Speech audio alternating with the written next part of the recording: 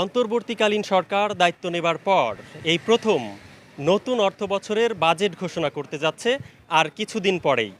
উত্তরাঞ্চলের পঞ্চগড় জেলার দেবীগঞ্জ উপজেলার প্রান্তিক পর্যায়ের ব্যবসায়ীরা এই নতুন অর্থবছরের বাজেটকে ঘিরে কি প্রত্যাশা করছেন সরকারের কাছে সেটি জানাবো আমি হাসান রায়হান। থাকুন পুরো আয়োজন জুড়ে এনটিভি প্রত্যাশা অনুষ্ঠানে। কৃষকদের সব কিছু আমরা এখানে সেল করি।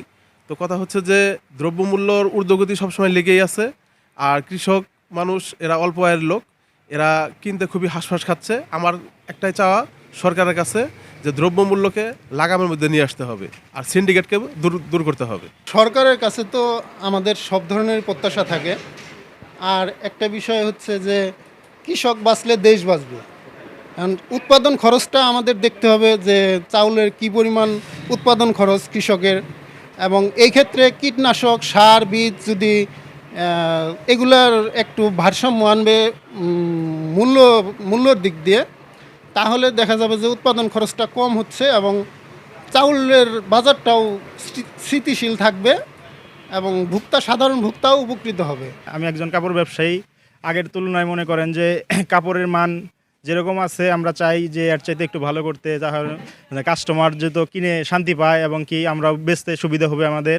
এবং আমাদের সরকারের কাছে এটাই আবেদন যে সব দিক দিয়ে একটু নজর দেওয়ার দরকার, যারা যেখানে উৎপাদন হয় সেখানে যেন একটু নজর রাখে আর কি। অন্তর্বর্তীকালীন সরকারের যেহেতু এটা প্রথম বাজেট, সে কসমেটিক বিক্রেতা হিসেবে আমার অবশ্যই চাওয়া থাকবে, যেহেতু আমরা কসমেটিক বিক্রেতা, বিদেশি প্রোডাক্টের উপরে মানুষ একটু ইনভলভ বেশি হয়ে থাকে।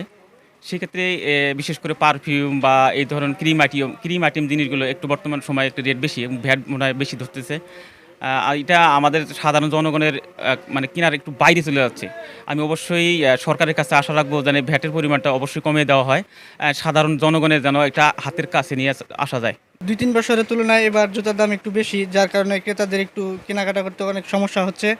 আর বাইরের দেশ থেকে যদি জুতা না আসে, আমাদের দেশে যদি দেশীয় জুতো উৎপাদন হয় তাহলে দাম অনেক কম হবে, ক্রেতারা কিনতে অনেক সুবিধা হবে।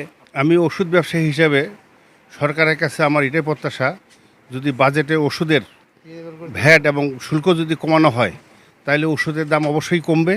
ওষুধের দাম কমলে আমাদের দেশের যে দরিদ্র জনগণ এবং মধ্যবিত্ত জনগণ, এদের ওষুধ ক্রয় ক্ষমতার মধ্যে আসবে এবং এরা ওষুধ কিনে খাইতে পারবে।